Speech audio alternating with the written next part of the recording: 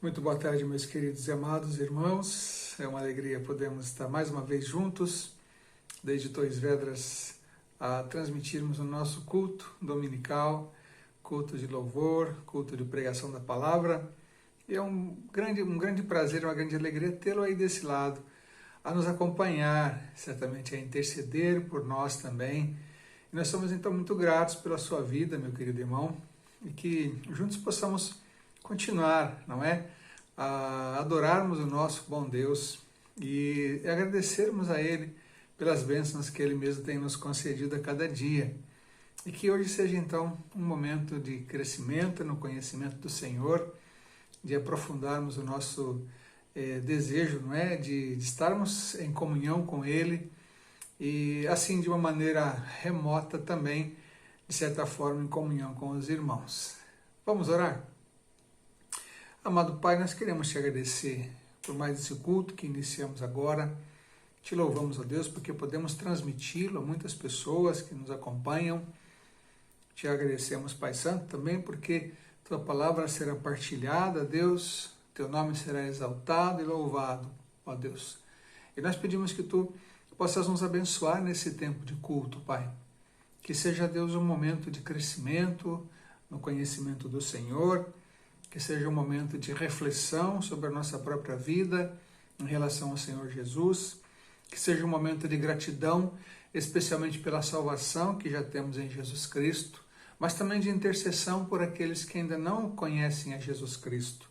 Que seja, Deus, também um momento de salvação para aqueles que vão assistir e que serão também tocados pelo Teu Espírito Santo para que rendam as suas vidas a Jesus, Pai. Que Tu possas usar esse tempo, que Tu possas usar essa transmissão para que isso aconteça, Pai. Leva-nos, Pai amado, ao crescimento diário, na comunhão com o Senhor. Desperta Teu povo, Deus, nesse país, para que também partilhe a Sua palavra, partilhe o Evangelho com aqueles que ainda não foram alcançados. Muito obrigado por mais essa oportunidade que temos de transmitirmos esse culto, que é acompanhado, ó Deus, por muitos irmãos, Pai. Nós te louvamos por isso e oramos assim agradecidos em nome de Jesus. Amém, Pai. Muito bem, meus irmãos, como já disse, somos muito gratos a Deus por podermos estar juntos mais uma vez nessa nossa transmissão. Vamos agora ter o nosso momento de louvor. Quem vai nos acompanhar, quem vai nos ajudar é mais uma vez o casal o Matheus e Miriam, nossos filhos, que estarão conosco agora. Que Deus, então, nos abençoe nesse momento também. Uma boa tarde a todos, queridos irmãos. Boa tarde. É um prazer estar convosco em mais esse culto de domingo. E vamos agora orar, pedindo que Deus receba o nosso louvor, as músicas que iremos cantar, e também possamos consagrá-las ao nosso Deus, nesse momento que iremos separar para adorá-lo através da música. Então, vamos orar. Paizinho, muito obrigado por esse dia, Senhor. Muito obrigado pela Tua misericórdia, pela Tua graça, Senhor. Obrigado pelo privilégio que temos de poder, ó Deus, Te adorar em liberdade, Senhor. Ainda que distantes uns dos outros, nós podemos e temos meios para fazer esse culto, Senhor amado. E te pedimos que Tu possas Te agradar, ó Pai, do que nós estamos aqui a prestar, ó Pai, um louvor, uma adoração sincera, Pai, que é aquilo que nós queremos. Esteja conosco, Pai, nesse momento, que as músicas possam falar aos nossos corações, que não temos, ó Deus, coisas que não vivemos, mas que possamos também refletir acerca das letras, ó Pai, e aplicá-las também à nossa vida, Senhor. Recebe o nosso louvor, recebe a nossa música, Pai, e consagramos mais uma vez, ó Deus, eu te digo, mais uma vez te consagramos esse momento de louvor. Muito obrigado por tudo, é o que nós te pedimos e agradecemos. Em nome de Jesus. Amém.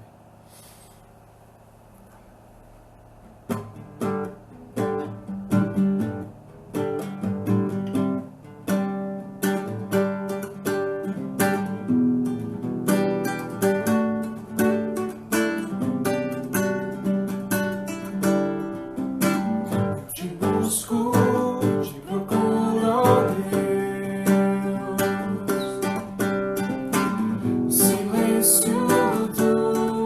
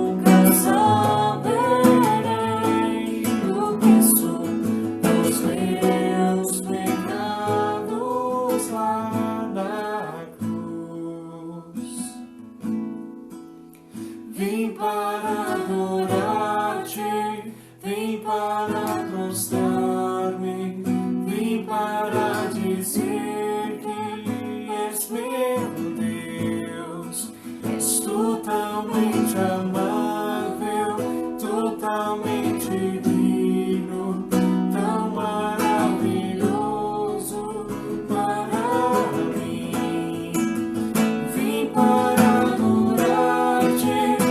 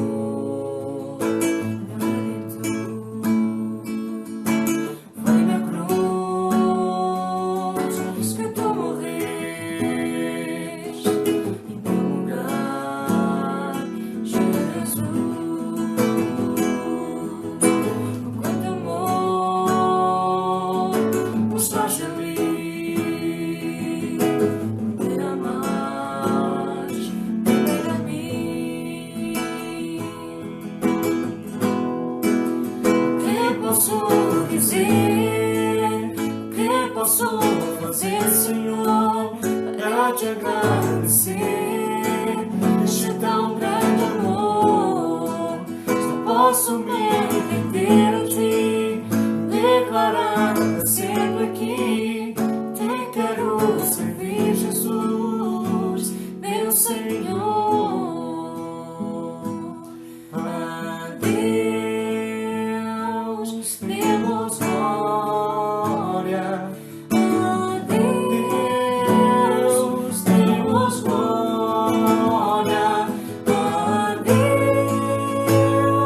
demos glória pelas bênçãos sem fim. Pois teu sangue salvou-me, seu poder transformou-me. A Deus demos glória pelas bênçãos sem fim.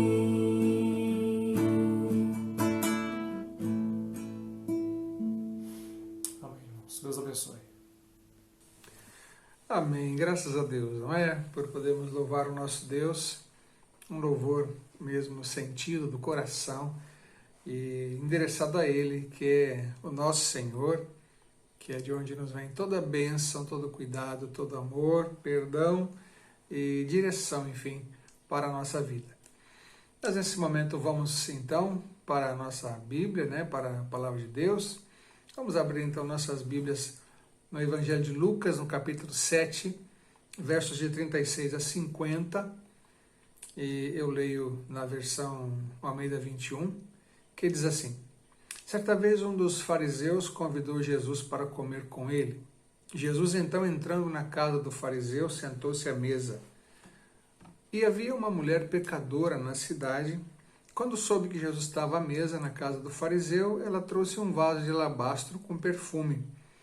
E pondo-se atrás dele e chorando aos seus pés, começou a molhar-lhe os pés com as lágrimas e a enxugá-los com os cabelos, e beijava-lhe os pés e derramava o perfume sobre eles.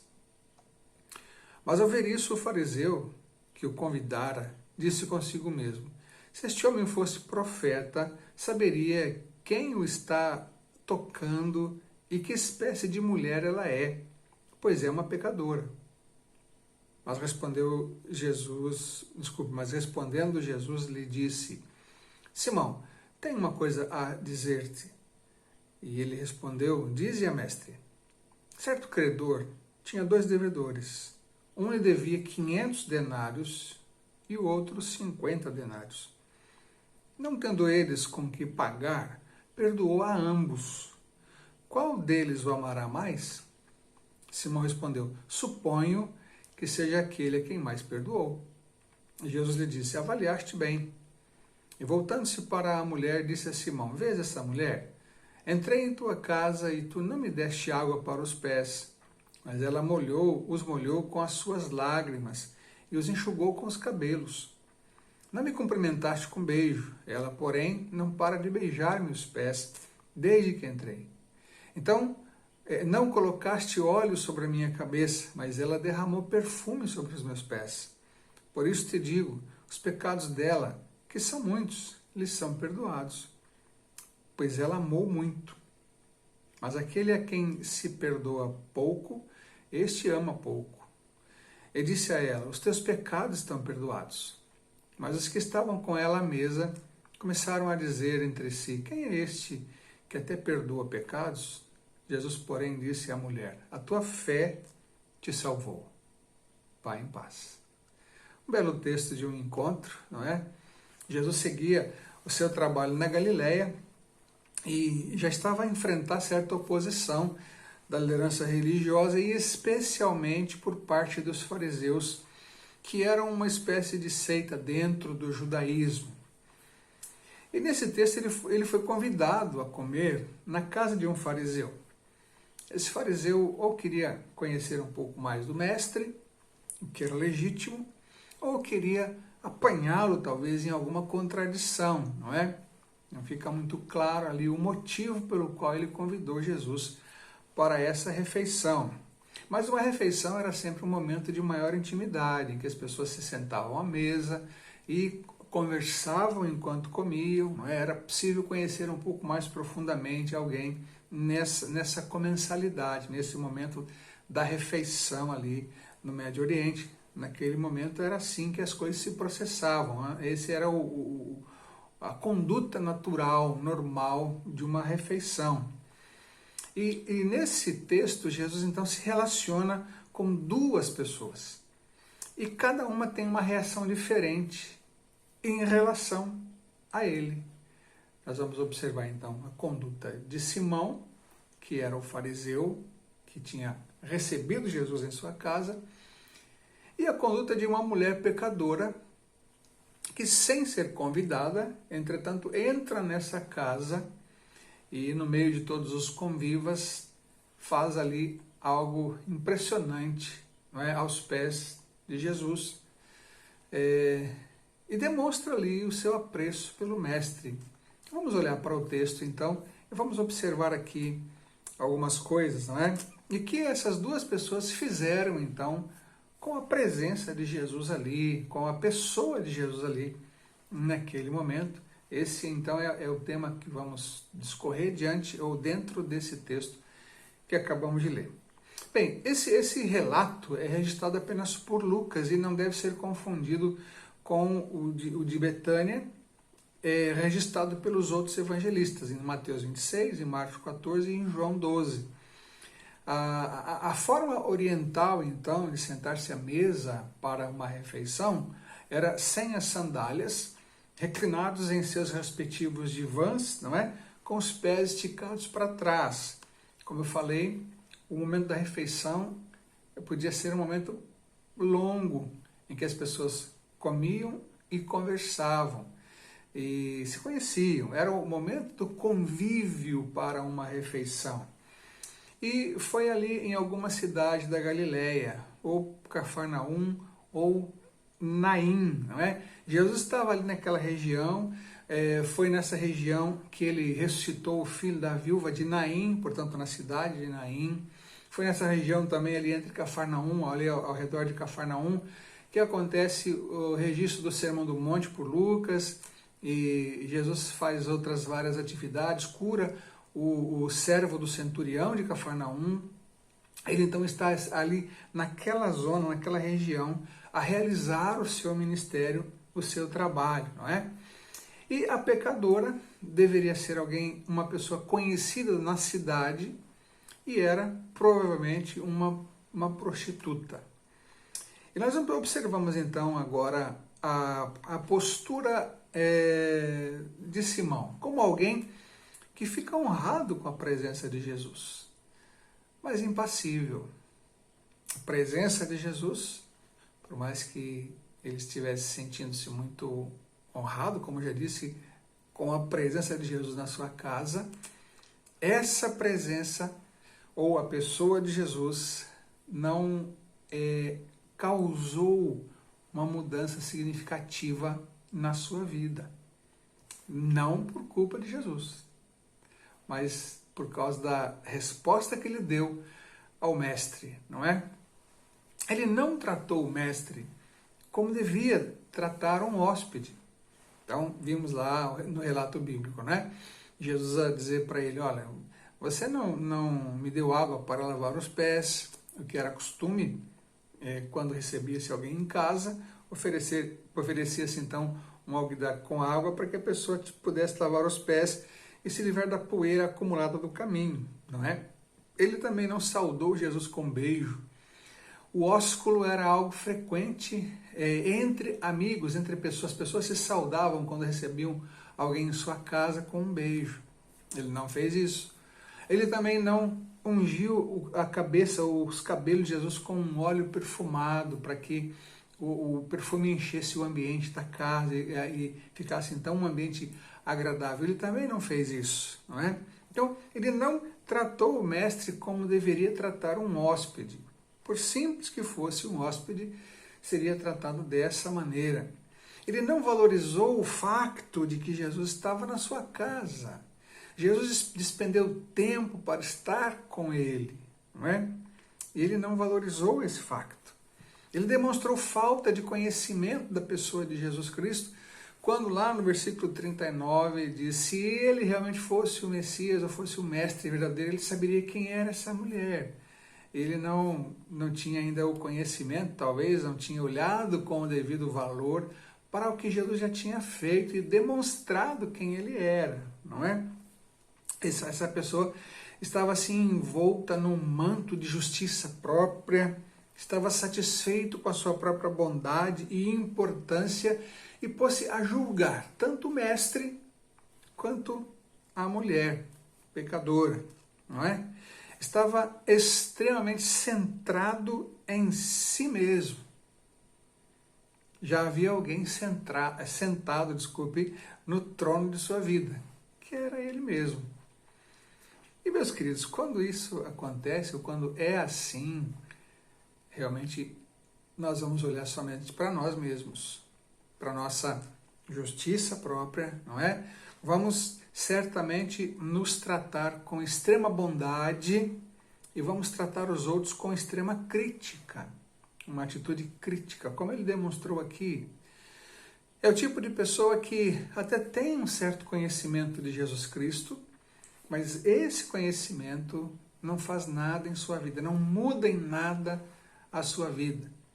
São pessoas que já ouviram o Evangelho, são pessoas que muitas vezes estão próximas, né, de crentes em Jesus Cristo, que observam o testemunho dessas vidas, mas permanecem impassíveis, inalteráveis diante da realidade de Jesus Cristo. E muitas vezes são pessoas bastante religiosas, mas que estão completamente acomodadas a essa religiosidade e pensam então, sim, isso já está bom para mim, não preciso de mais nada. É bom lembrar que esse homem era um fariseu, era um devoto da lei, um devoto da Torá, não é? E de todos os comentários feitos acerca da Torá. Era uma pessoa que se achava acima dos demais em termos de religiosidade. Entretanto, não reconheceu em Jesus Cristo quem era Jesus Cristo. E por isso, então, ficou dessa maneira, não é? Na parábola que Jesus conta, Simão pode ser identificado com aquele que devia 50 denários. Ou seja, alguém que pensa assim, bem, se eu devo alguma coisa para Deus, deve ser muito pouco. Deve ser muito pouco. Porque vejam só, eu sou um bom homem, eu sou um bom marido, eu sou um bom pai, eu sou um bom cidadão, eu pago os meus impostos, eu faço tanta coisa boa, e nós pensamos assim, alguém que fala isso tudo de si mesmo não está a falar nada além do que é sua obrigação. Mas isso muitas vezes serve como desculpa, não é? Para permanecer como está e muitas vezes olhar para Jesus e não permitir que o Mestre altere ou transforme a sua vida. São pessoas que vão permanecer ou vão viver as suas vidas muito próximos de Jesus, mas sem tê-lo em seu coração. E isso é uma tragédia. Isso é uma tragédia. Não é? Como aquele hino antigo do cantor cristão que diz, tão perto do reino, mas sem salvação. A maneira como nós olhamos para Jesus e permitimos que Ele interfira nas nossas vidas é fundamental para o nosso destino eterno. Pense nisso. Como é que você tem olhado para Jesus? Qual foi a decisão que já tomou em relação a Jesus Cristo, que está perto, e quer realmente transformar a sua vida? A outra pessoa, não é? A mulher pecadora, provavelmente uma prostituta, que fez uma extravagância naquele almoço, naquela refeição, não fora convidada, entrou a si mesmo, e isso pode ser explicado pelo fato de que as portas das casas eram abertas naquela altura, as pessoas tinham uma abertura muito grande para a hospitalidade, então as pessoas podiam entrar sem ser uma invasão, elas podiam entrar, ainda mais quando um mestre estava na casa de alguém. Então essa mulher entra nesse almoço, né? nesse encontro para essa refeição, e ela derrama aos pés de Jesus não só as suas lágrimas, mas também um perfume caro, guardado num vaso igualmente caro. Ela gastou, ela esbanjou recursos ali, né? Ela beijou os pés de Jesus em sinal de uma profunda reverência, e era isso que se fazia em relação aos rabinos importantes, não é? Os escravos lavavam os pés dos seus senhores e secavam com os seus cabelos, uma demonstração de submissão àquele senhor, não é? Essa mulher, então, a atitude dela em relação a Jesus foi maravilhar-se, quebrantar-se e derramar-se aos pés de Jesus Cristo. Nós vamos observar Jesus a falar sobre a fé dela, não é? Que a tua fé te salvou, e foi exatamente isso, foi a fé e não o seu amor que a salvou. O amor acompanha a fé, ou vem depois da fé, mas quem salva é a nossa fé, o que salva é a nossa fé em Jesus Cristo. Efésios 2, de 8 a 10, 8 e 9 especialmente, nós vemos ali que pela graça nós somos salvos por meio da fé, isso não vem de vós, é dom de Deus, não vem das obras para que ninguém se glorie, né? Então, não foi nada do que ela fez a favor de Jesus. Aquilo que ela fez a favor de Jesus naquele momento, naquele encontro, naquela casa, foi uma declaração de que ela reconhecia em Jesus Cristo o seu Salvador. Ela reconhecia em Jesus Cristo o seu Messias. Ela não teve nenhuma vergonha de fazer isso em público, não é? A fé, então, a levou a gestos elevados e sua alma foi completamente entregue a Jesus Cristo e o curso de sua vida foi mudado. Nós podemos pensar que o trono da vida daquela pessoa, daquela mulher, estivesse vazio, porque nós imaginamos que alguém que se entrega à prostituição é alguém que não pertence a ninguém. E ela então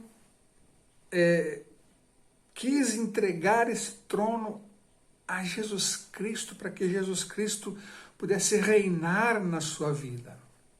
E ela então na parábola é o devedor dos 500 denários. Alguém que sabia que devia muito.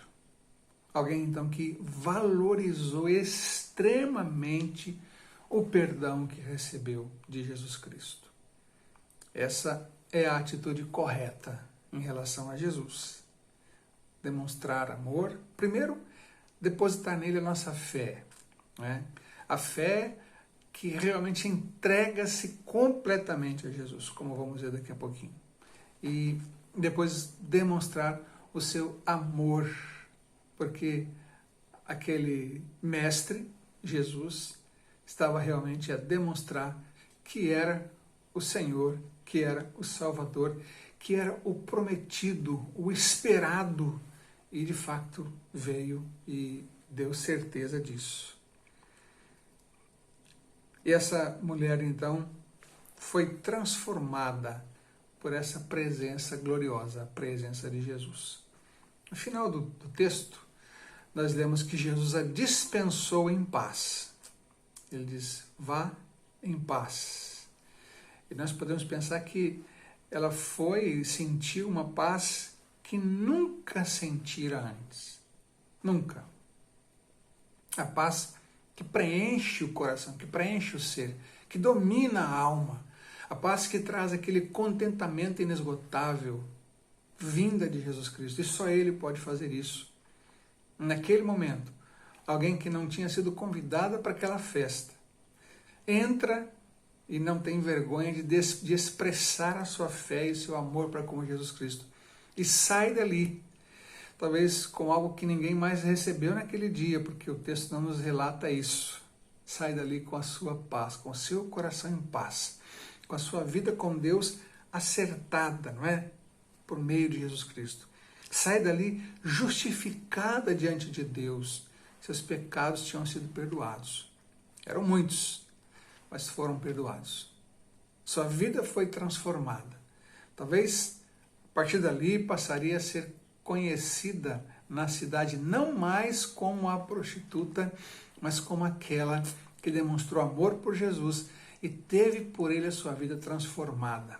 Um testemunho impactante de alguém que decidiu entregar-se a Jesus Cristo completamente e viver para ele, viver com ele e ser por ele transformada, não é? Agora, aplicando isso às nossas vidas e olhando para a parábola, né? Todos nós devemos ser sempre, ou devemos nos entender sempre como aquele que mais devia e aquele a quem mais foi perdoado. Nunca podemos esquecer disso.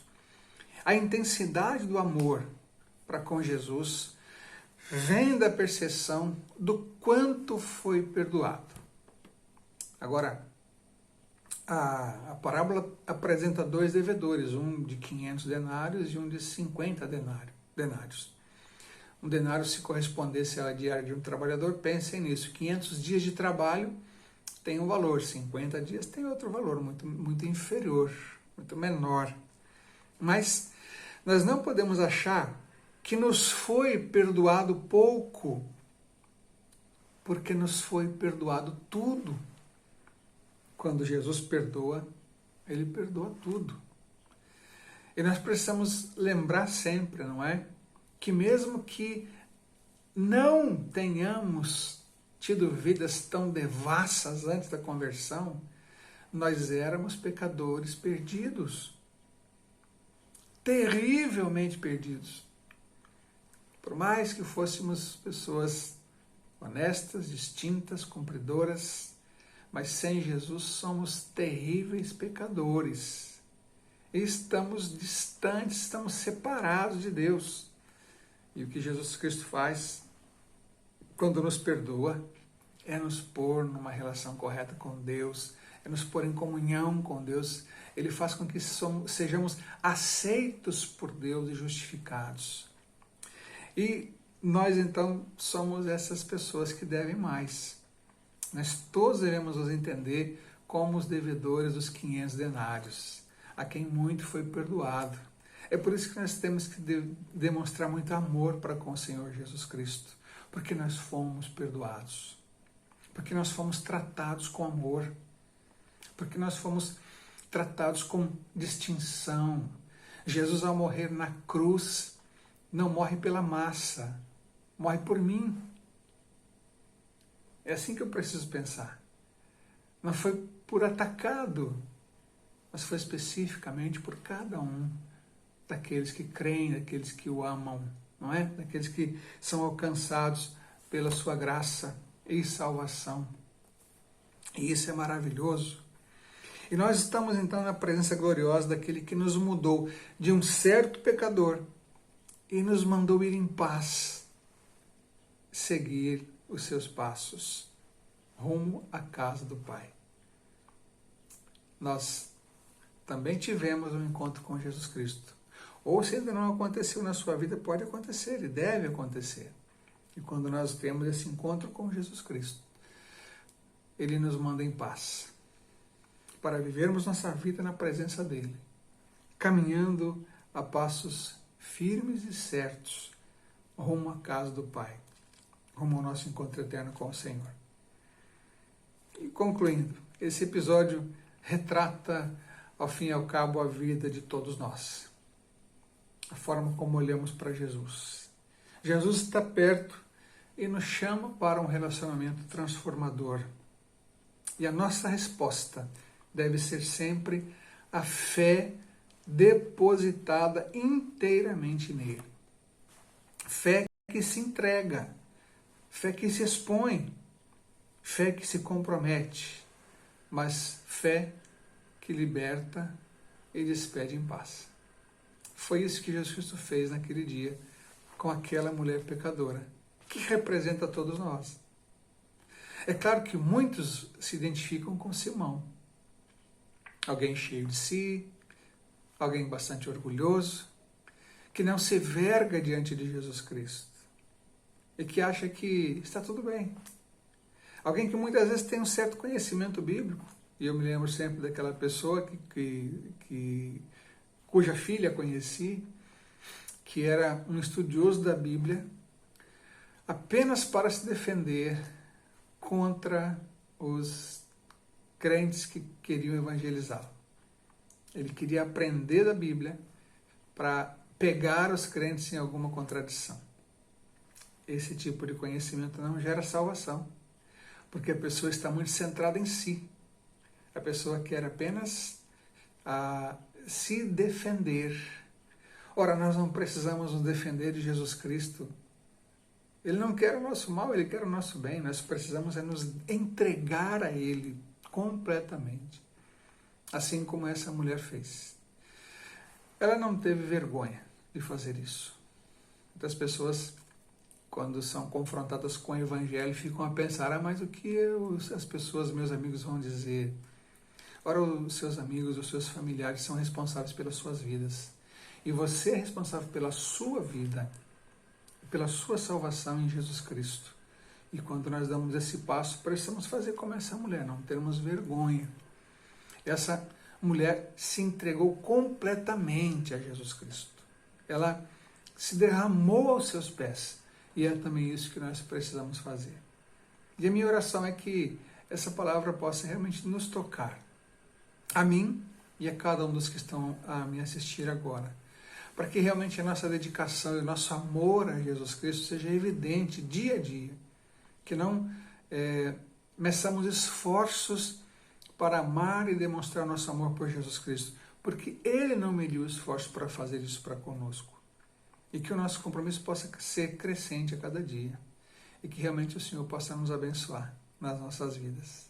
Portanto, tenha uma atitude correta em relação a Jesus Cristo. Se já se entregou a Ele, continue a amá-lo.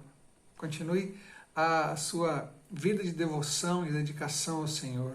De demonstração de amor. Pelo amor que nós já recebemos. Se ainda isso não aconteceu na sua vida, que seja hoje o dia da sua entrega a Jesus Cristo, através de uma oração, dizendo, Jesus, eu sou pecador, mas sei que o Senhor pode me salvar, e eu me entrego a Ti nesse momento. Como essa mulher fez, derramando-se aos seus pés. Que Deus, portanto, abençoe a sua vida, as nossas vidas, não é? Que o Senhor nos livre de qualquer altivez, de qualquer orgulho espiritual, de pensarmos que já estamos prontos, já somos autossuficientes. Não, nós precisamos de Jesus. Nós precisamos da ação do Espírito Santo dia a dia nas nossas vidas e que isso continue a acontecer. Que Deus abençoe a sua vida, meu querido, em nome de Jesus. Vamos orar mais uma vez? Pai Santo, obrigado por essa oportunidade que tivemos de partilharmos Tua palavra, de ouvirmos os louvores também que foram cantados e de falarmos com o Senhor. E de Te agradecermos, Pai, pelas bênçãos que Tens nos concedido, especialmente a bênção da salvação em Jesus. Obrigado pela paz que nós recebemos dele. Obrigado, Pai, porque Ele está perto, Ele está conosco, é o que a Tua palavra nos diz. E que Tu abençoes aqueles que ainda não tomaram a decisão por Jesus, que o façam o mais rapidamente possível. Abençoa, Deus amado, o restante da nossa semana. Continua a nos abençoar, a proteger-nos. É a oração que eu te faço em nome do Senhor Jesus. Amém, Senhor Deus. Que Deus abençoe a sua vida, meu querido, e que possamos estar juntos, então, no próximo domingo, às 18 horas. Fique na paz, em nome de Jesus. Amém.